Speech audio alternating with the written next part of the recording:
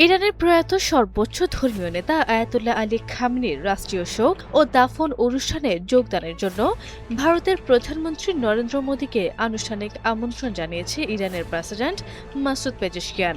কূটনৈতিক সূত্রের বরাত দিয়ে সংবাদ সংস্থা এএনআই এই তথ্য নিশ্চিত করেছে।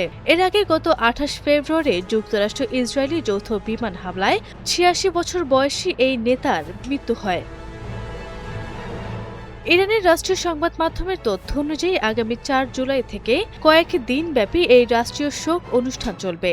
এর অংশ হিসাবে ৭ জুলাই তেহরানের দক্ষিণে অবস্থিত পবিত্র নগরী কোমে বিশেষ ধর্মীয় আচার অনুষ্ঠিত হবে ও ৯ জুলাই খামেনির জন্মস্থান উত্তর পূর্ব ইরানের পবিত্র শহর মাশহাদে দাফন সম্পূর্ণ হবে।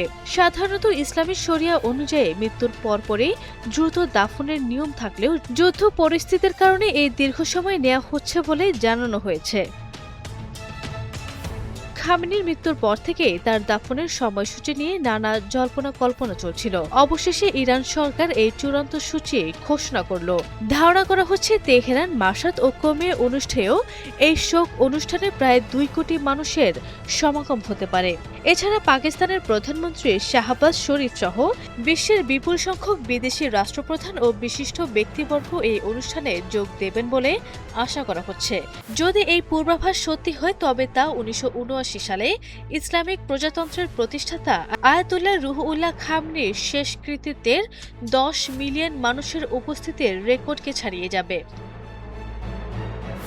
কয়েক মাসের যুদ্ধ অবস্থা শেষে ইরানের প্রেসিডেন্ট মাসুদ পেজেশকিয়ান ও মার্কিন প্রেসিডেন্ট ডোনাল্ড ট্রাম্প পৃথকভাবে একটি ডিজিটাল সমঝোতা স্মারকে স্বাক্ষর করেছেন। এই যুদ্ধবিরতির চুক্তির ধারাবাহিকতায় বর্তমানে সুইজারল্যান্ডে দুই দেশের মধ্যে দীর্ঘমেয়াদী ও কাঠামোগত শান্তি আলোচনা চলছে। আরবি ইসলাম হিমু, এনটিভি অনলাইন।